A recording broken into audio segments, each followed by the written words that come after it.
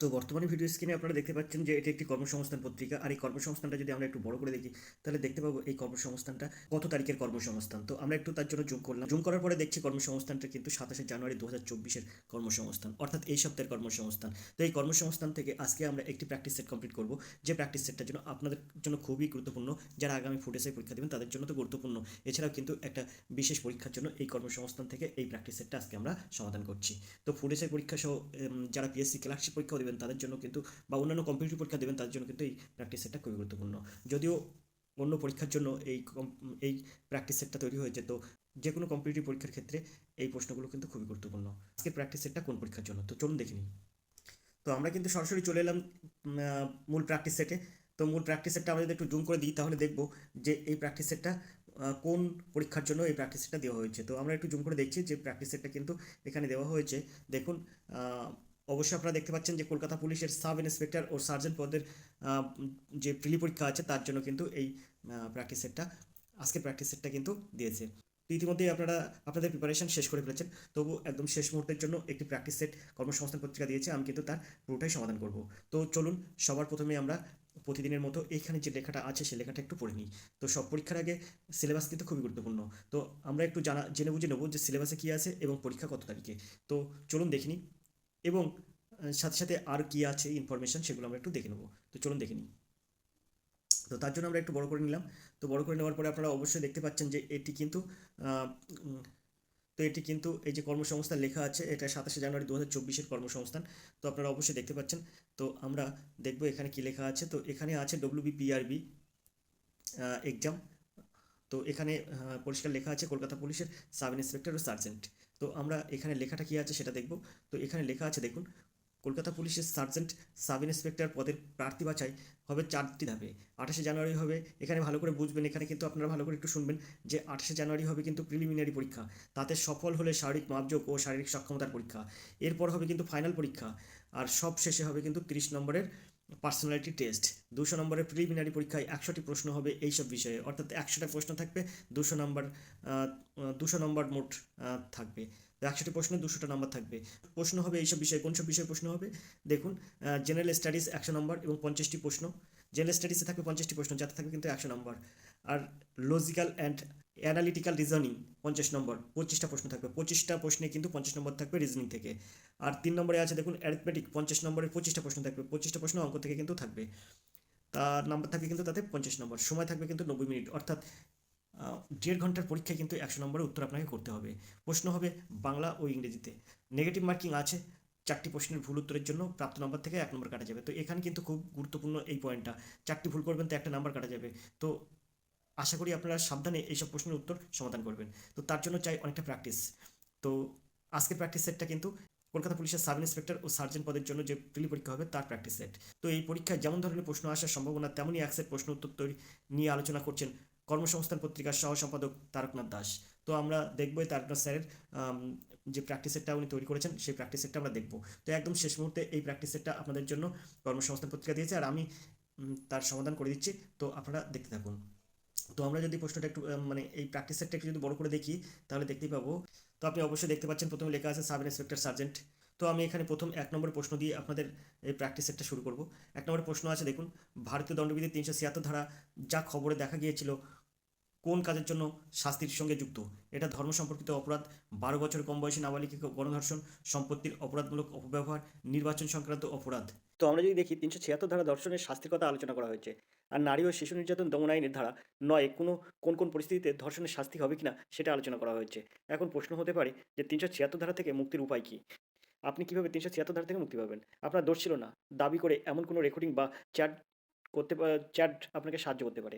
তাছাড়া আপনি মানহানির দাবি করে বা তিনি আদালতে মিথ্যা দিচ্ছেন এমন কোনো একটি পাল্টা মামলা দায়ের করতে পারেন। আপনি আদালতে বলতে পারেন এমন কিছু নির্দিষ্ট নেই যা আপনাকে একটি মিথ্যা ধর্ষণ মামলা প্রমাণ করতে সাহায্য করবে। 376 ধারা কি জামিনযোগ্য না জামিন অযোগ্য? তো আ এটি কিন্তু জামিন অযোগ্য ধারা। তো এর সঠিক উত্তর হবে কিন্তু বি দাগ। 12 বছরের কম বয়সী নাবালিকাকে গণধর্ষণ। তো আমরা এবার দেখব 2 দাগের এই প্রশ্নটি। এশিয়ার কোন দেশ আনুষ্ঠানিকভাবে স্পোর্টসকে বহু ক্রীড়া ইভেন্টের অংশ হিসেবে স্বীকৃতি দিয়েছে? শ্রীলঙ্কা, ভারত, বাংলাদেশ, চীন। তো এখানে 2 দাগের সঠিক উত্তর কী হবে? তো এর সঠিক উত্তর হবে কিন্তু বি দাগ, অর্থাৎ ভারত। দ্বিতাগ হবে এর সঠিক উত্তর। আশা করি আপনারা বুঝতে পারছেন। চলে যাবো আমরা 3 দাগের প্রশ্নে। 2024 সালের কলকাতা আন্তর্জাতিক বইমেলায় থিম কান্ট্রি নিচের কোন দেশটি? France, Bangladesh, Portugal, great Britain. তো এর মধ্যে থিম কান্ট্রি কোনটি 2024 সালের আন্তর্জাতিক বইমেলায়? তো এই প্রশ্নটা কিন্তু খুবই গুরুত্বপূর্ণ কারেন্ট অ্যাফেয়ার্স থেকে। গ্রেট ব্রিটেন বা ব্রিটেন হলো মহাদেশীয় ইউরোপের উত্তর পশ্চিম উপকূল থেকে কিছু দূরে উত্তর আটলান্টিক মহাসাগরে অবস্থিত একটি দ্বীপ। এই দ্বীপের আয়তন 2,29,848 কিমি। এটি ব্রিটিশ দ্বীপপুঞ্জ তথা ইউরোপের বৃহত্তম দ্বীপ এবং বিশ্বের কিন্তু নবম বৃহত্তম দ্বীপ। 2011 সালে জনগণনা অনুসারে এই দ্বীপের মোট জনসংখ্যা ছিল কিন্তু প্রায় 61 কোটি। ইন্দোনেশিয়া, জাভা ও জাপানের হনসুর পর এটি কিন্তু বিশ্বের তৃতীয় সর্বাধিক জনবহুল দ্বীপ। গ্রেট ব্রিটেনকে ঘিরে রয়েছে 1000-টিরও বেশি ছোট ছোট দ্বীপ। আয়ারল্যান্ড দ্বীপটি এই দ্বীপের পশ্চিম দিকেই অবস্থিত। তো এর 3 দাগের সঠিক উত্তর হবে কিন্তু দ্বীপ দাগ, অর্থাৎ গ্রেট ব্রিটেন।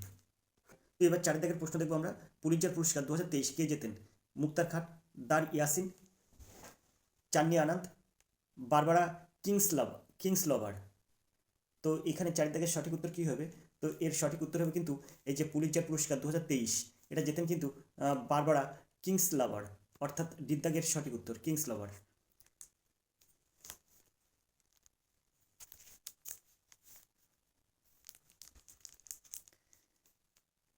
চলে যাবো আমরা 5 দাগের এই প্রশ্নে। বন্দে মাতরম গানটি নেওয়া হয়েছে কোথা থেকে? পথের সাথী। তো এর 3 দাগের সঠিক উত্তর হবে কিন্তু ডি দাগ, অর্থাৎ গ্রেট ব্রিটেন।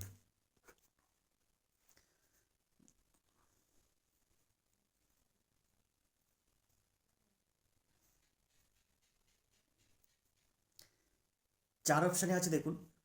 এবার 4 দাগের প্রশ্ন আছে দেখুন, পুলিৎজার পুরস্কার। তো এবার 4 দাগের প্রশ্ন দেখবো আমরা। পুলিৎজার পুরস্কার 2023 কে জেতেন?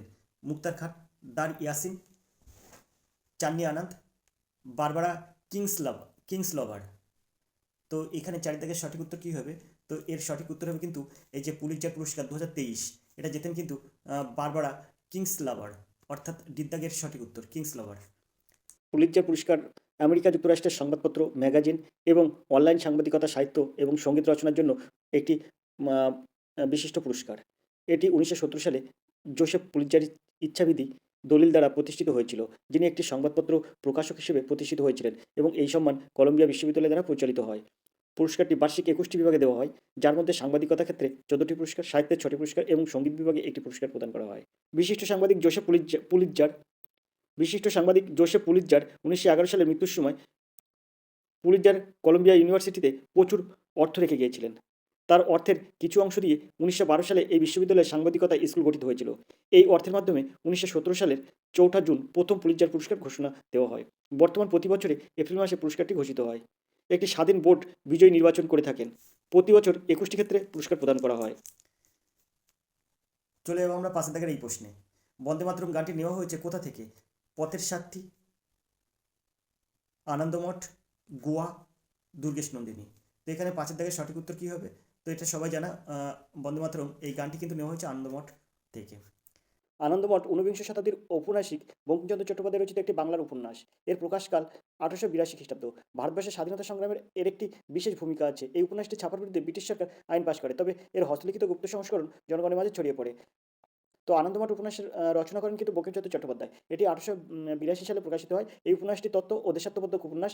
আনন্দমঠ উপন্যাসটির মূল ও প্রধান সুর দেশাত্মবোধ, আর এই উপন্যাসে তিনি দেশাত্মবোধের মহাকাব্য রচনা করেন। পাশাপাশি বলে রাখি, বঙ্কিমচন্দ্র চট্টোপাধ্যায়ের প্রথম লেখা উপন্যাস কিন্তু দুর্গেশ নন্দিনী। এটি কিন্তু বঙ্কিমচন্দ্র চট্টোপাধ্যায়ের লেখা প্রথম উপন্যাস। এটা হয় 1865 সালে মার্চ মাসে এই উপন্যাসটি প্রকাশিত হয়। তো এবার যে প্রশ্নটি দেখবো সেটা হচ্ছে 6 দাগের এই প্রশ্ন। তো এই প্রশ্নটা দেখুন, 6 দাগের প্রশ্নটা দেখুন, সরল করুন লেখা আছে। এখানে 1 + 1 এটা দেওয়া আছে। তো এই অঙ্কটা আপনার সিঁড়ি ভাঙা অঙ্ক, এই অঙ্কটা আপনার সমাধান করতে হবে। তো এখানে আপনার যদি 1-এর থেকে হাফ বাদ দিই, তাহলে এখানে থাকে হাফ, 1-এর 2 থাকবে। তো 1-এর 2টা এখানে উল্টে যাবে, 2টা উপরে চলে যাবে, 2 1-কে 2 হয়ে যাবে সেই ক্ষেত্রে, আর নিচে হয়ে যাবে 1। তো 1-এর থেকে বিয়োগ 2 করতে হবে, তাহলে কি হবে? তাহলে বিয়োগ 2 করলে আপনার থাকবে বিয়োগ 1। তো এখানে নিচে বিয়োগ 1 থাকবে, যোগ বিয়োগে বিয়োগ 1 হবে। তো সেইখানে এরকম হয়ে যাবে 1 বিয়োগ 1 সমান সমান 0 হয়ে যাবে। তো এর সঠিক উত্তর হবে 0। তো এর দাগ হবে সঠিক উত্তর। আশা করি আপনারা বুঝতে পেরেছেন। আমরা চলে যাবো পরের প্রশ্নে। পরের প্রশ্নটা দেখবো কি আছে। 7 দাগের প্রশ্ন আছে দেখুন, কোনো সংখ্যা থেকে 30 কম করলে সংখ্যাটি 1/4 অংশ হয়, সংখ্যাটি কত? তো এই অঙ্কটা আপনি কীভাবে সহজে সমাধান করবেন? তো কোনো সংখ্যা থেকে কিন্তু 30 কম করলে সংখ্যাটি 1/4 অংশ হয়, সংখ্যাটির 1/4 অংশ হয়। তো আমি যদি মনে করি সংখ্যাটি x মনে করছি, তার থেকে আমি 30 কম করছি, 30 কম করলে কি হয়, সংখ্যাটির 1/4 হয়। তো সংখ্যাটি এক্স আছে, তার 1/4 মানে গুণ 1/4। তো এটা এখান থেকে কি হবে, তো এখানে কিন্তু হয়ে যাবে এক্স মাইনাস 30 সমান সমান x/4। তো এটা যদি হয় তো এটার সঙ্গে এটা গুণ করলে হয়ে যাবে 4x মাইনাস 120 সমান সমান এক্স। তো এই 4x থেকে এই এক্সটা এই সাইডে আসলে কিন্তু মাইনাস এক্স হবে। তো এখানে হয়ে যাবে কিন্তু সেই ক্ষেত্রে এখানে এই এক্সটা এই সাইডে আসলে মাইনাস এক্স হয়ে যাবে। তো 4x থেকে মাইনাস এক্স বাদ দিলে থাকবে 3x। এটা সমান সমান এই মাইনাস 120 ওই পাশে গেলে কিন্তু প্লাস 120। তো এই এক্স সমান সমান হয়ে যাবে কিন্তু 40। তো এক্স সমান সমান 40 হয়েছে, তার মানে এখানে সংখ্যাটি কত, তো এখানে সংখ্যাটি 40, অর্থাৎ সিদ্ধাভাবে সঠিক উত্তর। এক্স সমান 40 ধরে এক্স সমান সমান সংখ্যাটি ধরেছিলাম, তো এক্সের মান হয়েছে কিন্তু 40, তাহলে এর সঠিক উত্তর হয়ে যাবে কিন্তু সির অপশান 40। তো আশা করি অঙ্কটা আপনারা বুঝতে পারছেন। আমরা চলে যাবো পরের প্রশ্নে। তো এবার যে অঙ্কটি করবো সেটা হচ্ছে 8 দাগের এই অঙ্কটি। তো এই অঙ্কটি দেখুন কত সুন্দর একটা অঙ্ক, এক্স ওয়াই থেকে 20% কম হলে ওয়াই এক্সের থেকে কত বেশি। তো আমরা এটা লিখতে পারি এক্স সমান সমান লিখতে পারি ওয়াই মাইনাস 20% ওয়াই। তো এইটা সমান সমান কী হবে, তো এটা সমান সমান হয়ে যাবে, তো এটা যদি আমরা ক্যালকুলেশন করি তাহলে হয়ে যাবে 4y/5। তো এই জায়গার থেকে আমরা এটা ক্যালকুলেশনে আসতে পারি ওয়াই সমান সমান 5x/4। এটা সমান সমান আমরা এটা লিখতে পারি এক্স প্লাস x/4। তো এটা সমান সমান আমরা লিখতে পারি এক্স প্লাস x/4 মানে 100 যদি আমরা করি ক্যালকুলেশন করি এক্স যোগ এই x/4 মানে x/4 এক্স যোগ এক্স এর 25% আমরা লিখতে পারি এক্স এর 25%। কারণ এক্স এই 1/4 100 থেকে 4/1 তো এটাই এক্স প্লাস এক্স এর 25%, এটা আমরা লিখতে পারি। তো এর সঠিক উত্তর হয়ে যাবে কিন্তু 25%। এর দেখা হবে এর সঠিক উত্তর। তো 9 থেকে প্রশ্ন আছে দেখুন, এক্স সমান সমান 16 হলে এক্স রুট সমান কত। তো এখানে রুট করা মানে এটা 16 রুট করতে হবে, তো এটা সমান সমান 4 এসে যায়। তো এর দেখা হবে সঠিক উত্তর 4 মানে 16 বর্গমূল হয়ে যাবে 4, তো 4 এসে যাবে। তো এক্স সমান সমান 4, তো এর দেখা হবে সঠিক উত্তর। তো যে অঙ্কটি এবার আমরা করবো সেটা হচ্ছে 10 দাগের এই অঙ্ক। এখানে এটা আছে এক্স এর মান কত, তো এটা কিন্তু 32.4। তো আমরা যদি এটাকে এরকম রুট করি 32.4/x করি, তো এর এই হোল স্কোয়ার করি, তাহলে এখানেও আমরা 2 এর মাথায় হোল স্কোয়ার করবো, কারণ উভয় পক্ষে বর্গ করবো, তার হোল স্কোয়ার তুলে দেবো। এটার পুরো কিন্তু রুট, তো এই হোল স্কোয়ারের জন্য রুট উঠে যাবে, এই হোল স্কোয়ারের জন্য রুট উঠে যাবে। তো আমরা এখানে তাহলে এখানে থেকে যাবে কিন্তু 32.4/x, আর এটা সমান সমান হয়ে যাবে কিন্তু 2×4। তো 4কে এটা দিয়ে কাটবো, 4 8 32, 4 1 4, তার মানে 8.1 হবে। তো এক্স সমান সমান হবে 8.1, অর্থাৎ এখানে ডি দাগ হবে এর সঠিক উত্তর। আশা করি অঙ্কটা আপনারা বুঝতে পেরেছেন। আমরা চলে যাবো 11 দাগের প্রশ্নে। 11 দাগের প্রশ্ন আছে দেখুন, জিন প্রযুক্তি দ্বারা সৃষ্ট প্রথম হরমোন কোনটি, ইস্ট্রোজেন, টেস্টোস্টেরন, থাইরক্সিন, ইনসুলিন। তো এখানে এটা খুব গুরুত্বপূর্ণ একটা প্রশ্ন, আর এই প্রশ্নটা কিন্তু খুবই গুরুত্বপূর্ণ কম্পিটিটিভ পরীক্ষার ক্ষেত্রে। তো এখানে 11 দাগের সঠিক উত্তর হবে কিন্তু ডি দাগ, ইনসুলিন কিন্তু জিন প্রযুক্তি দ্বারা সৃষ্ট প্রথম হরমোন। তো যে প্রশ্নটি এবার আমরা দেখবো সেটা হচ্ছে 12 দাগের এই প্রশ্ন আছে, কোন অঞ্চলকে ভারতের মধ্যবিন্দু বলা হয়, শিহর, বিহার, ভোপাল, উদয়পুর।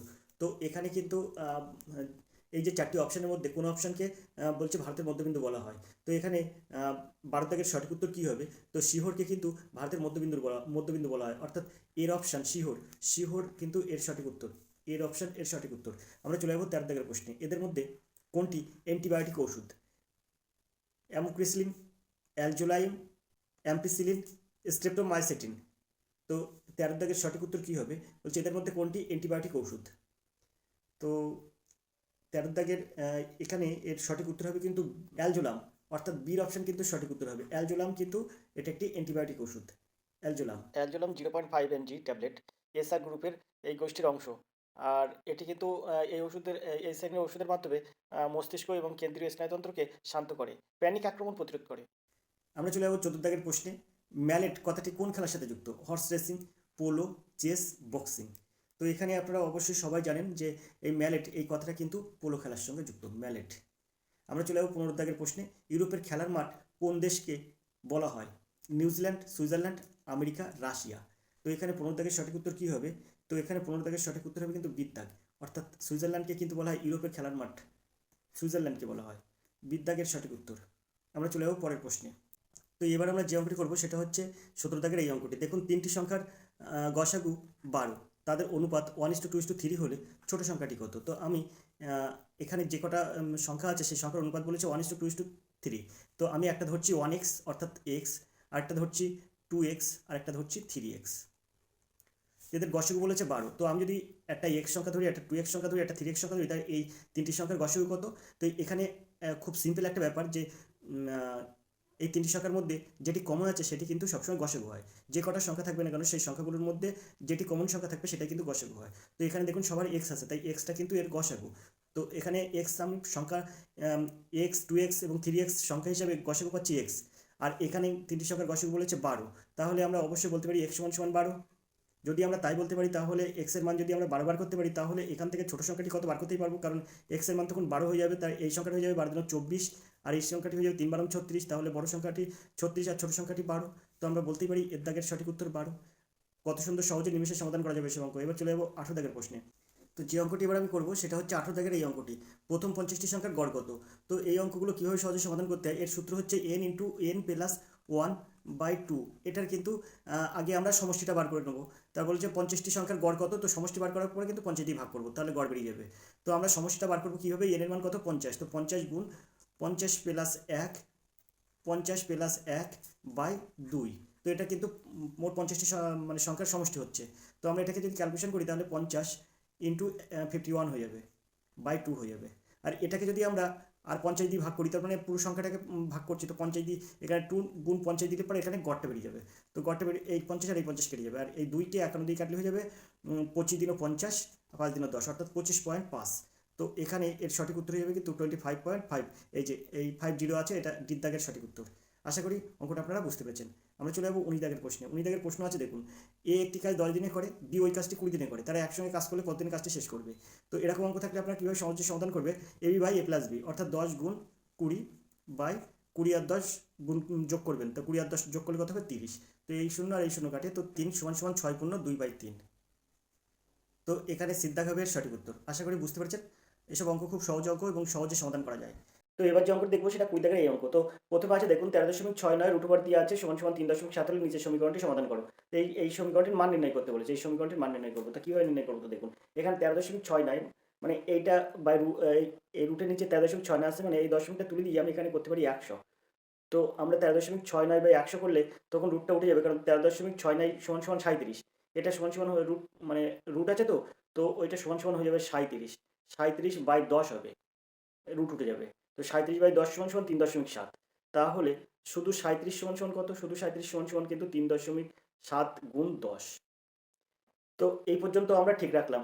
এখন আমাদের দেখাচ্ছে এটা কি করতে হবে দেখুন, এই 13.69 এইটার পরিবর্তে আপনি লিখতে পারেন 3.7 গুণ 10, কারণ এই 13.69 সমান হয়ে যাবে 37।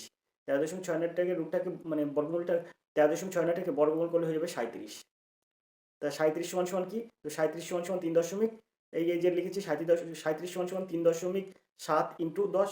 তো আমরা লিখবো 3.7 × 10। তো আমরা এখানে লিখবো না, আচ্ছা তো এখানে লিখছি 3.7 × 10। 3.7 × 10 এটা হচ্ছে এটা কিন্তু এটার মান। আর এবার আছে 13 √ দশমিক 1369। তো এর নিচে দিতে পারি 1 2 3 4টি শূন্য, 1 2 3 4টি শূন্য। দশমিক 1369 মানে 1369 আর দশমিক টোট গেলে নিচে 10,000 হয়ে যায়। তো এখন আমি যদি এটাকে তুলি মানে বর্গমূল করি তাহলে এটা হয়ে যাবে মানে 3.7, এটা হয়ে যাবে 1369 হয়ে যাবে 37। তো 37 আর নিচে হয়ে যাবে 100। তো এটার এই জায়গাতে এটা ক্যালকুলেশন হয়ে যাবে কিন্তু 37/100। 37/100 সমান হয়ে যাবে কিন্তু 3.7/10। তো আমরা এটা লিখবো, এই যে এইটার পরিবর্তে লিখবো 3.7/10। আর এইটার পরিবর্তে লিখবো কত, এটার বাই একের পিছনে 2 3 4 5 6টা 2 4 6টা শূন্য হবে। তাহলে এটা সমান হয়ে যাবে 37 ওপরে আর নিচে কিন্তু একের পিছনে 3টি শূন্য, 3.7/100। এখন আমরা এগুলো যোগ করব। প্রথম কত আছে 3.7 × 10। তো আমরা এটাকে যোগ করব 3.7, তো ইন্টু 10 আমরা বসিয়ে দিলাম। এবারে তারপরে কি আছে, এখানে যোগ আছে, আমরা যোগটা যোগ দেবো। তারপরে 37/10 মানে 3.7/10 আছে, সেটা বসাবো। এই যে 3.7/10 হয়েছে এটার মান। তারপরে যোগ এটার মান হয়েছে কত, এটার মান হয়েছে 3.7/100। 3.7/100। তো আমরা যদি এটাকে ক্যালকুলেশন করি তাহলে হয়ে যাবে 37.407। এটাকে যদি আমরা ক্যালকুলেশন করি অর্থাৎ যোগ করি তাহলে 37.407 হয়ে যাবে। তো আমরা চলে যাবো পরের প্রশ্নে, 21 দাগের প্রশ্নে। ভারতের বৃহত্তম লোকসভা কেন্দ্রের কেন্দ্র কোথায় অবস্থিত? ভারতের বৃহত্তম লোকসভা কেন্দ্র কোথায় অবস্থিত? লাদাখ, ভুটান, দিল্লি, কাশ্মীর। তো এখানে 21 দাগের সঠিক উত্তর কি হবে? তো এখানে ভারতের বৃহত্তম লোকসভা কেন্দ্র কিন্তু আছে, ভারতের বৃহত্তম লোকসভা কেন্দ্র আছে কিন্তু লাদাখ। লাদাখ লোকসভা কেন্দ্রে 1957 খ্রিস্টাব্দে প্রথম নির্বাচন অনুষ্ঠিত হয়।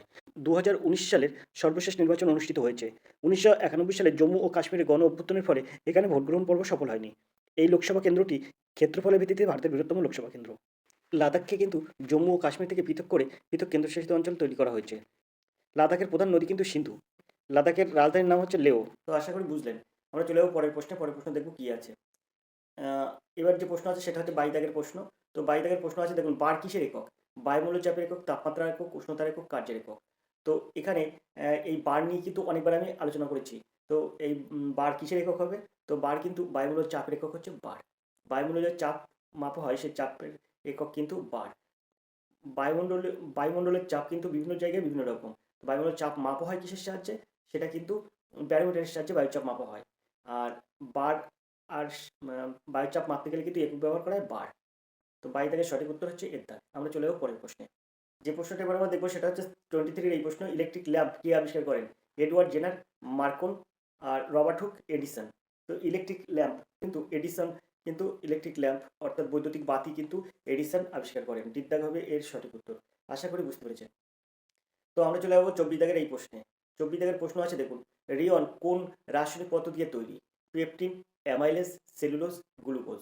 তো এখানে 24 দাগের সঠিক উত্তর হবে কিন্তু এই রিয়ন কিন্তু রাসায়নিক পদার্থ সেলুলোজ দিয়ে তৈরি। রেয়ন সেলুলোজ দিয়ে তৈরি। তো আমরা চলে যাবো 25 দাগের এই প্রশ্নে। অষ্টাঙ্গিক মার্গ কোন ধর্মের অন্তর্গত? বৌদ্ধ, জৈন, শৈবাল, কোনটি নয়। তো এখানে অষ্টাঙ্গিক মার্গ মানে কোন ধর্মের অন্তর্গত? তো এখানে কিন্তু বৌদ্ধ ধর্মের অন্তর্গত কিন্তু এই অষ্টাঙ্গিক মার্গ, বৌদ্ধ ধর্মের অন্তর্গত। অষ্টাঙ্গিক মার্গ গৌতম বুদ্ধ দ্বারা বর্ণিত দুঃখ নিরসনের উপায় হলো অষ্টাঙ্গিক মার্গ। এটি বৌদ্ধ ধর্মের মূল কথা চতুরাশ্রম শব্দের চতুর্থতম অংশ, ধর্মচক্র, যা অষ্টাঙ্গিক মার্গ উপস্থাপন করতে ব্যবহৃত হয়। তো এই অষ্টাঙ্গিক মার্গগুলো কী কী?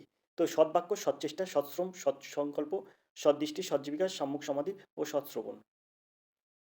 অষ্টাঙ্গিক মার্গকে বৌদ্ধ ধর্মের মূল ভিত্তি বলা যায়, যা মধ্যপথ নামে অধিক পরিচিত। বৌদ্ধ ধর্ম একটি বিশ্বের চতুর্থ বৃহত্তম ধর্ম, যার অনুসারী সংখ্যা কিন্তু প্রায় 520 মিলিয়ন, তারও বেশি। বৌদ্ধদের প্রধান ধর্মগ্রন্থ ছিল ত্রিপিটক। এছাড়াও কিন্তু পালি ত্রিপিটক আছে। আর ভাষা ছিল কিন্তু পালি, সংস্কৃত আর তিব্বতী আর চীনা। গৌতম বুদ্ধ কিন্তু বৌদ্ধ ধর্মের প্রতিষ্ঠাতা। তো আমরা চলে যাবো পরের প্রশ্নে।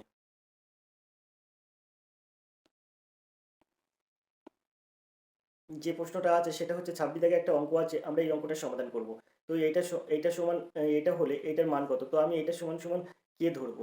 কে ধরলে এ সমান সমান হয়ে যাবে কিন্তু 3k, আর বি সমান সমান হয়ে যাবে কিন্তু 4k, আর সি সমান সমান হয়ে যাবে কিন্তু 7k। তো আমরা যদি এটাকে ক্যালকুলেশন করি এর মান পাবো কি, এই যে a plus b plus c by c, এটা সমান সমান যদি ক্যালকুলেশন করি তো এর মান পাবো হচ্ছে 3k। বির মান কি পেয়েছি? বির মান পেয়েছি 4k, তো আমি এখানে 4k দেবো। প্লাস সির মান কি দেবো? 7k। তো এখানে আমি 7k দিলাম। সির মান কত? 7k। তো এখানে 4 আর 3 7 আর 7 14k। তো এটা সমান সমান দেবো কি 14k, আর এখানে দেবো 7k। তো এই কে আর এই কেটা কেটে দেবো, 7 আর 14 কাটলে হয়ে যাবে 2। তো এখানে সিদ্ধার্থ হবে সঠিক উত্তর 2। 27 দাগের প্রশ্ন আছে, দেখুন, মান নির্ণয় করুন। তো এটার মান নির্ণয় করতে হবে। তো এই ক্ষেত্রে গুণগুলো আগে করে নিতে হয়, তারপরে যোগ করতে হবে। তো এখানে 107কে 65 দ্বারা গুণ করব, তারপরে 107কে 26 দ্বারা গুণ করব, 1.07কে 65 দ্বারা গুণ করব, তারপরে 1.07কে 26 দ্বারা গুণ করব, তারপরে 1.07কে 9 দ্বারা গুণ করব, যেটা হবে সেটা যোগ করব। তো যোগ করে দেখবো কত হয়। তো যোগ করব। তো 107কে 65 দ্বারা গুণ করলে কত হবে? তো আমরা যদি 1.07কে 65 দ্বারা গুণ করি তাহলে পাবো 69.55 পাবো, যোগ 1.07কে যদি 26 দ্বারা গুণ করি তাহলে কত পাবো? পাবো 27.82, 27.82 পাবো। তারপরে এই যোগ, এবার যদি আমি 1.7কে 9 দ্বারা গুণ করি তাহলে হয়ে যাবে 7 9 63, 3 হাতে 6, তো 6টা বসে যাবে, 9 1 9, তো 909.63। তো 69.55, 27.82 আর 9.63, এটা যদি আমরা যোগ করি তাহলে কত পাবো? তো এটা সমান সমান পাবো কিন্তু 107। তো আশা করি অঙ্কটা আপনারা বুঝতে পেরেছেন। এর দাগের সঠিক উত্তর। আগে গুণের অঙ্ক আগে করবেন, তারপরে যোগ করবেন। তো আমরা চলে যাবো 28 দাগের এই প্রশ্নে। তো এই প্রশ্নটার সঠিক উত্তর কী হবে? তো এখানে একটা সূত্র এখানে দেখা যাচ্ছে, যে সেই সূত্রটা কীভাবে বার করবো সেটাই এখানে অঙ্ক সমাধান। এখানে আছে a² - b² সূত্র। তো তো স্কোয়ার মাইনাস বি স্কোয়ারের সূত্র কিন্তু এ প্লাস বি আর ইন্টু এ মাইনাস বি, আর এখানে আছে square plus 2ab plus b square, এটা সূত্র হয়ে যাবে স্কোয়ার প্লাস, এখানে আছে square plus a b plus b square আছে। এই জায়গায় যে সূত্রটা আছে সেই সূত্রটা হবে 6.4 যোগ 5.4, আর এটা এখানে হবে 6.4 মাইনাস 5.4, আর নিচে হয়ে যাবে কিন্তু এই যে এটা এ এটা b, square minus b square square plus b square সূত্র হবে, কারণ এটা হচ্ছে এ, আর নিচে হবে কিন্তু a plus B whole square সূত্র, এটা এ হবে এটা বি হবে, নিচে এ প্লাস বি হোল স্কোয়ার সূত্র করা আছে। তো এ কোনটি, এ হচ্ছে 8.9 আর বি কোনটি, বি কিন্তু 1.1 তার হোল স্কোয়ার। এখন এটা কি হবে আর এখানে এটা কি হবে, তো এখানে যদি আমি যোগ করি তাহলে হয়ে যাবে 6 আর 4 10, 10-এর শূন্য হাতে 1, 5 এর 6, 6 6 12, তো এটা গুণ করলে ওপরে হয়ে যাবে 12 আর গুণ, তারপরে আছে 4 4 এমনি শূন্য, 5 আর কত হলে 6, 1 হলে 6, তার মানে এটা বিয়োগ করলে হয়ে যাবে 1, তো 12 গুণ 1, আর নিচে হবে এখানে কত হবে 9 আর 10-এর শূন্য হাতে 1, 1 আর 1 2, 2 আর 8 10, তো 10-এর হোল স্কোয়ার, 10-এর হোল স্কোয়ার মানে 10 10 100, সেই ক্ষেত্রে হয়ে যাবে কত, তো এখানে এইটা সমান সমান হবে কিন্তু 0.12, তো এর উত্তর হবে এটা, কিন্তু এখানে সেরকম অপশন দেওয়া নেই, তো এখানে অঙ্কের উত্তরটা এখানে মিলছে না, তবে এই উত্তরটা হবে 12/100 অর্থাৎ 0.12 হবে। তো যদি আপনাদের কোনো যদি আপনারা এই অঙ্কটা এই উত্তর ক্যালকুলেশন করে মেলাতে পারেন তাহলে অবশ্যই কমেন্ট করবেন। চলে যাবো আমরা পরের প্রশ্নে। এখানে 30 দাগের একটা প্রশ্ন আছে দেখুন, একটি বর্গাকার ক্ষেত্রের ক্ষেত্রফল 16 হেক্টর, ক্ষেত্রটির দৈর্ঘ্য কত মিটার, তো ক্ষেত্রফল যেহেতু বলেছে 16 হেক্টর, ক্ষেত্রটির দৈর্ঘ্য কত মিটার, তাহলে এটা কিভাবে আপনি বার করবেন দেখুন। এখানে সবসময় মনে রাখবেন 1 হেক্টর সমান সমান কিন্তু হয় 10,000 বর্গমিটার, 1 হেক্টর সমান সমান 10,000 বর্গমিটার, তাহলে 16 হেক্টর সমান কত, 16 হেক্টর সমান সমান হয়ে যাবে কিন্তু 16 ইন্টু 10,000, তো 16 10 160, তার পিছন 3 শূন্য বর্গমিটার। এখন এখানে যদি 16 হেক্টর মানে ক্ষেত্রফল হয় ওই বর্গাকার জমি, তাহলে একটি বাহুর দৈর্ঘ্য কত হবে, তাহলে এটার রুট, তাহলে এটা রুট করতে হবে মানে 160,000 বর্গমিটারের এটা রুট করতে হবে, তো রুট করলে কত হবে, সেই ক্ষেত্রে 400 হয়ে যাবে। অর্থাৎ যদি আমি এটাকে রুট করি, এরকমভাবে রুট করি, এই 160 দিয়ে দিলাম, তার পিছনে 3 শূন্য, 160,000কে যদি আমরা বর্গমূল করি তাহলে এটা 400 উত্তর হয়ে যাবে, এর দেখা হবে সঠিক উত্তর। আমরা চলে যাবো 31 দাগের এই প্রশ্নে, জাকাত করটি কাদের কাছ থেকে আদায় করা হতো, ব্রাহ্মণ, হিন্দু, মুসলিম, বহিরাগত থেকে, তো 31 দাগের সঠিক উত্তর অবশ্যই মুসলিমদের কাছ থেকে কিন্তু জাকাত গ্রহণ করা হতো, আদায় করা হতো, সিদ্ধাগের সঠিক উত্তর। তো জাকাত কি, প্রত্যেক স্বাধীন পূর্ণবয়স্ক মুসলমান নরনারীকে প্রতি বছর স্বীয় আয় ও সম্পত্তির একটি নির্দিষ্ট অংশ, যদি তা ইসলামী শরিয়ত নির্ধারিত সীমা অতিক্রম করে, তবে গরিব দুঃখদের মধ্যে বিতরণের নিয়মকে জাকাত বলা হয়। 33 দাগের প্রশ্ন আছে দেখুন, বোগস্কই শিলালিপি কোথায় পাওয়া গিয়েছে, এশিয়া মাইনর, রাওয়ালপিন্ডিতে, বিহার, অমরাবতী নদীর ধারে, তো এখানে 33 দাগের সঠিক উত্তর হয়ে যাবে কিন্তু এর দাগ এশিয়া মাইনর, এশিয়া মাইনরে কিন্তু এই বোগস্কই পাওয়া গিয়েছে, বোগস্কই শিলালিপি পাওয়া গেছে। আমরা চলে যাবো 34 দাগের প্রশ্নে, আজীবক মতবাদের প্রবর্তক কে ছিলেন, গোসাল, বুদ্ধদেব, মহাবীর, পার্শ্বনাথ, তো আজীবক মতবাদের প্রবর্তক কে ছিলেন, তো এখানে 34 দাগের সঠিক উত্তর হবে কিন্তু এই গোসাল কিন্তু আজীবক মতবাদের প্রবর্তক গোসাল, এর দাগ হবে সঠিক উত্তর। আমরা চলে যাবো 35 দাগের এই প্রশ্নে, গজাদোয়ানের যুদ্ধ কাদের মধ্যে হয়েছিল, বাবর উবাউদ উল্লাহর মধ্যে, বাবর ও বলবনের মধ্যে, শাহজাহান ও ফারুকশাহের মধ্যে কেউ নন, অর্থাৎ গজওয়াদওয়ানের যুদ্ধ এটি কাদের মধ্যে হয়েছিল, তো 35 দাগের সঠিক উত্তর হবে কিন্তু বাবর ও উবাউদুল্লাহর মধ্যে কিন্তু এই গজাদওয়ানের যুদ্ধ হয়েছিল, তো 35 দাগের সঠিক উত্তর হবে কিন্তু এর দাগ। তো আমরা চলে যাবো পরের প্রশ্নে, পরের যে প্রশ্ন আছে সে প্রশ্নটি দেখুন কত সুন্দর একটা প্রশ্ন আছে, 36 দাগে একটি আয়তকার জমির দৈর্ঘ্য প্রস্থের 1.5 গুণ, ক্ষেত্রফল 96 বর্গমিটার হলে প্রস্থ কত, তো এখানে বলেছে দৈর্ঘ্য কি বলেছে, প্রস্থের 1.5 গুণ, তো প্রস্থ যদি প্রস্থ সমান সমান এক্স হলে দৈর্ঘ্য কত হবে, দৈর্ঘ্য দৈর্ঘ্য হবে কিন্তু 1.5 গুণ মানে কি 1.1/2, তার মানে 3/2, 3x/2 হবে।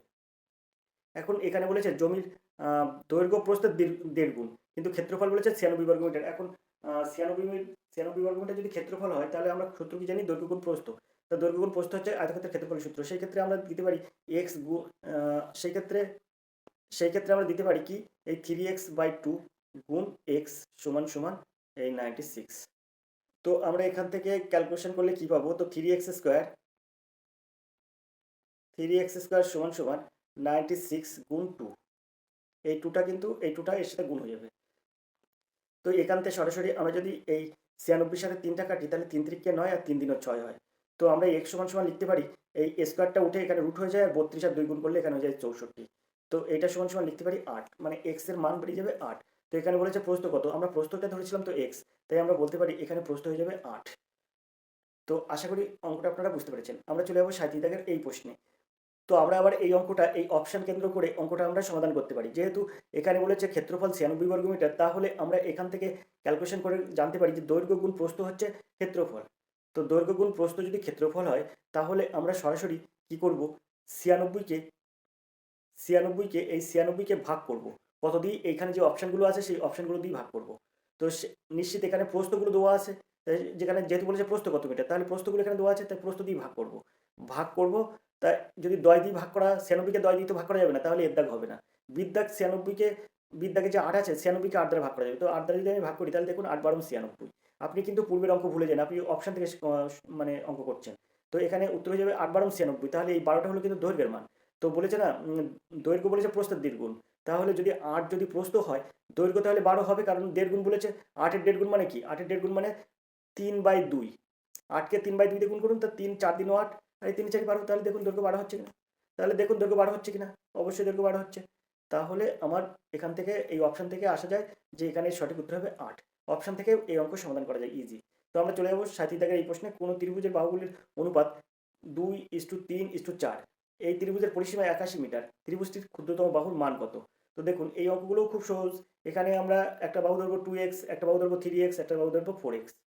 তো আমরা যদি তাই করি তাহলে তিনটি ত্রিভুজের বাহুগুলির মোট দৈর্ঘ্য কত হচ্ছে, তো 2x 3x আর 4x, তাহলে এই তিন যদি যোগ করি তাহলে পরিসীমাটা বেরিয়ে যায়। তো 3 আর 2 5 আর 4 9, 9x সমান সমান কিন্তু পরিসীমা হচ্ছে 9x, আমি x ধরে করছি তাই ত্রিভুজের পরিসীমা হচ্ছে 9x। আর এখানে ত্রিভুজের পরিসীমা দেওয়া আছে 81, তো এটা সমান সমান লিখতে পারি 81। তো x সমান সমান তাহলে কত বেরোয় 9। তো x সমান সমান 9 বেরোলে এই বলেছে ত্রিভুজটির ক্ষুদ্রতম বাহুর মান নির্ণয় করো। তা একটার বাহুর মান হবে 9 × 18, একটা বাহু হবে 3 × 27, একটা বাহু হবে কিন্তু 4 × 36। কেন 36 হবে, কেন 27 হবে, কেন 18 হবে। তো এখানে আমরা x এর মান বার করেছি 9, তাই কিন্তু 2 এর পাশে 9 দিয়ে গুণ করলে 9 × 18, 3 এর পাশে x আছে, x এর মান 9 যদি হয় 3 × 27, আর x এর মান 9 হলে 4 এর পাশে x আছে, তাই 4 × 36। তো আশা করি অঙ্কটা আপনারা বুঝতে পেরেছেন। তো এর সঠিক উত্তর হয়ে যাবে কিন্তু কত, এর সবচেয়ে ক্ষুদ্রতম বাহু কিন্তু 9 × 18, তো 18 মিটার কিন্তু এর সঠিক উত্তর। এর দাগ হবে এর সঠিক উত্তর 18 মিটার। আমরা চলে যাবো 38 দাগের এই প্রশ্নে। 38 দাগের প্রশ্নটা করবো, তার আগে প্রশ্ন একটু উপরের দিকে তুলবো। তো 38 দাগের প্রশ্ন আছে, দেখুন কত সুন্দর একটা প্রশ্ন। 15 মিটার লম্বা ও 10 মিটার চৌড়া এক বাগানের চারপাশে 2.5 মিটার একটা চওড়া রাস্তা আছে, রাস্তার ক্ষেত্রফল কত বর্গ মিটার। তো বাগানটার কেমন আয়তক্ষেত্র, কারণ 15 মিটার লম্বা 10 মিটার চওড়া, তো এদের ক্ষেত্রফল হয়ে যাবে কত, 15 10 কে 150 মিটার, কিন্তু 150 বর্গমিটার কিন্তু ওই মানে জমির ক্ষেত্রফল হবে। এখন বলছে বাগানের চারপাশে 2.5 মিটার চওড়া একটা রাস্তা আছে, তা রাস্তাটা বাইরে আছে না ভিতরে আছে তা কিন্তু বলে দেয়নি। তাহলে আপনি কি করবেন, সেই ক্ষেত্রে এখানে যদি মানে যেহেতু রাস্তাটা আছে তার রাস্তাটা আমি বাইরের দিকে ধরছি, ভিতরে নেই, তাহলে এখানে 2.5কে 2 দিয়ে গুণ করবেন, তাহলে কত হবে, আড়াইকে 2 দিয়ে গুণ করলে হচ্ছে 5, 15-র সঙ্গে এই 5টা যোগ করে দেবেন, তাহলে 15 + 20, তো 20 হচ্ছে। দৈর্ঘ্য বরাবর রাস্তা সহ জমির দৈর্ঘ্য হচ্ছে 20 মিটার, আর প্রস্থ বরাবর রাস্তা সহ জমির প্রস্থ হবে কত, 10 আর 5, এখানে 2.5কে আবার 2 দিয়ে গুণ করে দেবেন, তাহলে কত হবে, 5 হবে, 5 আর 10 15, তো 20 আর 15 কত হচ্ছে, 20 আর 15 যদি আমরা গুণ করি তাহলে হচ্ছে 300। তো রাস্তা সহ বাগানের ক্ষেত্রফল হচ্ছে 300, আর রাস্তা বাদে বাগানের ক্ষেত্রফল হচ্ছে 150। তো 300 থেকে আপনি 150 বিয়োগ করুন, তাহলে থাকবে কত, থাকবে 150। তো এর সঠিক উত্তর হবে কিন্তু 150 বর্গমিটার কিন্তু রাস্তার ক্ষেত্রফল। এখানে বলছে রাস্তার ক্ষেত্রফল কত, 150 বর্গমিটার। সিট দাগের সঠিক উত্তর। আশা করি অঙ্কটা আপনারা বুঝতে পেরেছেন। তো আমরা চলে যাবো পরের প্রশ্নে। পরের প্রশ্ন দেখবো কি আছে। তো 39 দাগের অঙ্ক আছে, দেখুন একটি বৃত্তের ক্ষেত্রফল 154 বর্গমিটার, বৃত্তটির পরিসীমা কত। তো পরিসীমা যেহেতু এখানে বৃত্তটা এরকম, তো এখান থেকে এই বৃত্তের কেন্দ্র হয় এটা, এই কেন্দ্র থেকে পরিধি পর্যন্ত লম্বা সরলরেখাকে কিন্তু বলা হয় বৃত্তের ব্যাসার্ধ। তো এখান থেকে এটা হচ্ছে বৃত্তের ব্যাসার্ধ, তো এই বৃত্তের ব্যাসার্ধটাকে আমরা আর ধরবো, তাহলে তখন বৃত্তের ক্ষেত্রফলের সূত্র হয়ে যাবে কি পাই, তখন বৃত্তের ক্ষেত্রফলের সূত্র হয়ে যাবে পাই আর স্কোয়ার। তো আমরা এখান থেকে পাই আর স্কোয়ারের মানটা বার করবো। তো পাই আর স্কোয়ার বৃত্তের ক্ষেত্রফলের সূত্র, কিন্তু এখানে বলেছে কত, ক্ষেত্রফল 154। তা আমরা ধরেছি আর স্কোয়ার, আরটা হচ্ছে ব্যাসার্ধ ধরেছি, তাই পাই আর স্কোয়ার ক্ষেত্রফল হয়েছে, কারণ এখানে ব্যাসার্ধ দেওয়া নেই, এখানে ব্যাসার্ধ দেওয়া নেই, তাই আমি আর ধরেছি। তাহলে এখানে আমরা পাচ্ছি বৃত্তের ক্ষেত্রফলের সূত্র পাই আর স্কোয়ার, আর এখানে বলছে না ক্ষেত্রফল 154, তো আমরা দুটোকে সমান করছি, তো 154 হয়ে গেল। তাহলে এখানে হয়ে যাবে কি আর স্কোয়ার সমান সমান কত, আর স্কোয়ার সমান সমান হয়ে যাবে 154 ইন্টু, এটা কিন্তু পায়ের মান 22-এর 7, তো 22-এর 7টা উল্টে যায়, 7টা উপরে চলে যায়, 22টা নিচে চলে আসে, তো এটা কাটলে হয়ে যায় 7।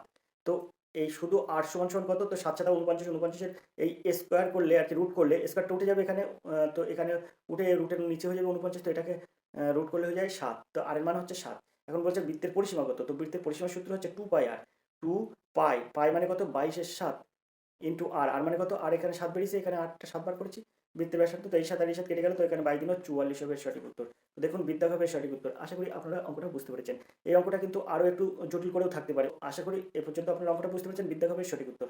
চলে যাবো পরের প্রশ্নে। পরের প্রশ্ন আছে 40 দাগের প্রশ্ন। এ ও বি এর বয়সের অনুপাত 3:5, বি এর বয়স এর তুলনায় 8 বছর বেশি হয়, এর বয়স কত? তো দেখুন এই যে অপশনগুলো দেওয়া আছে 12, 20, 15, 18, তো আমি এই অপশন থেকে কত সুন্দর সহজে এই অঙ্ক ক্যালকুলেশন করে দিচ্ছি, যা জীবনেও আপনারা বলবেন না। এখানে এ টু বি এর বয়সের অনুপাত বলেছে 3:5, ভালো করে বুঝবেন।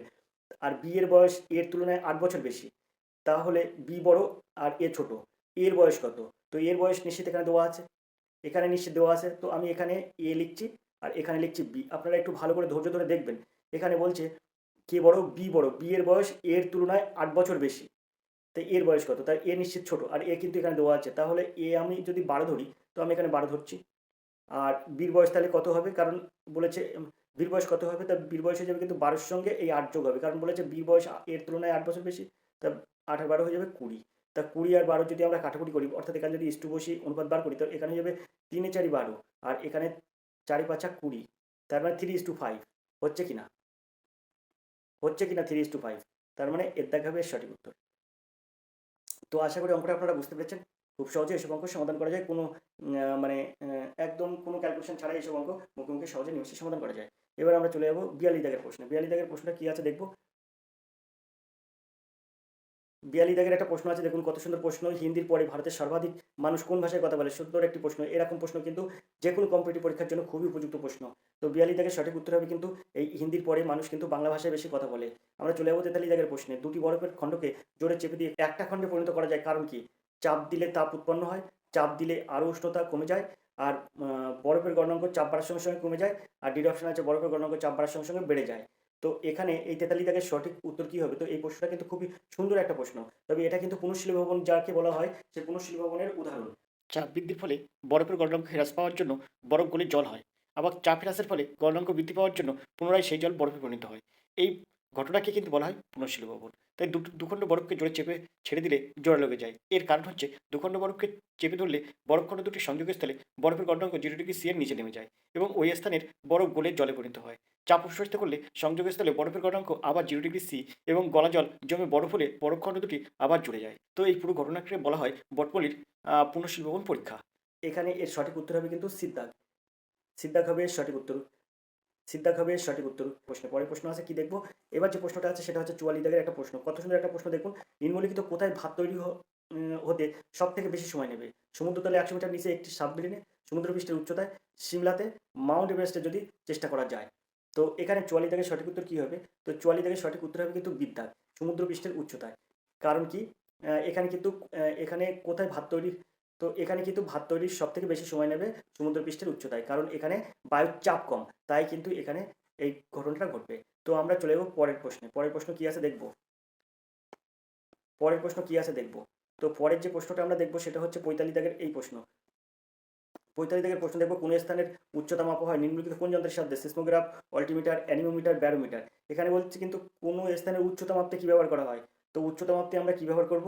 তো উচ্চতা মাপতে কিন্তু এই অল্টিমিটার ব্যবহার করব। অল্টিমিটার, অল্টিমিটার কিন্তু আমরা উচ্চতা মাপতে ব্যবহার করব। আর এই ব্যারোমিটার বায়ুর চাপ মাপতে ব্যবহার করব। আর অ্যানিমোমিটারের সাহায্যে কী হয়? অ্যানিমোমিটারের সাহায্যে বাতাসের গতি মাপতে অ্যানিমোমিটার ব্যবহার করা হয়। আর এই যে সিসমোগ্রাফ আছে এর অপশানে, এই সিসমোগ্রাফ কিন্তু ভূমিকম্পের তীব্রতা মাপতে ব্যবহার করা হয়। তো আমরা চলে যাবো পরের প্রশ্নে। পরের প্রশ্ন দেখবো কী আছে। 46 দাগের প্রশ্ন আছে দেখুন। দুটি সংখ্যার অনুপাত 3:8, তাদের পার্থক্য 115, বড় সংখ্যাটি কত?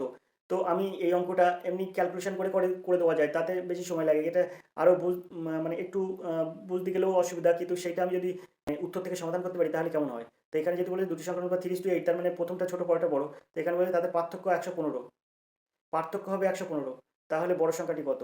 তো আমি এই জায়গাটায় এই 3:8, তো আমি অপশন থেকে এই অঙ্কের সমাধান করছি। এখানে তাদের পার্থক্য অনুপাত বলেছে 115, তো আমরা এটা মনে রাখবো। আর 3:8, তো 3:8 এটার কিন্তু ওদের অনুপাত আর পার্থক্য হচ্ছে 115। তো দেখুন এখানে বলছে কি বড় সংখ্যাটি কত, তো বড় সংখ্যাটি নিশ্চিত এখানে দেওয়া আছে। তো বড় সংখ্যাটি কত, তাই 8কে যেটা দিয়ে ভাঙানো যাবে, 8 এইগুলোর মধ্যে যেটা দিয়ে 8কে ভাঙানো যাবে, এই 3:8, তার দুটো সংখ্যার অনুপাত 3:8। তো এর মধ্যে বড় সংখ্যাটা কোন, এর মধ্যে বড় সংখ্যা কত? 8। তো 8কে যদি আমি এই যে কটা সংখ্যা আছে সেই কটা সংখ্যা দিই, সেই কটা সংখ্যার মধ্যে যদি 8 একসাথে ভাঙানো যায়, মানে ভাগ করা যায়, তাহলে কিন্তু সেটাই তার উত্তর। 215কে 8 দিয়ে ভাগ করা যাবে না, 195কে 8 দিয়ে ভাগ করা যাবে না, ভাগ করা যাবে 184কে, 69ও কিন্তু 8 দিয়ে ভাগ করা যাবে না। তো এই তিনটি কিন্তু ভাগ করা যাবে না, শুধুমাত্র 184কে 8 দ্বারা ভাগ করা যাবে। তো সেটা কত হবে?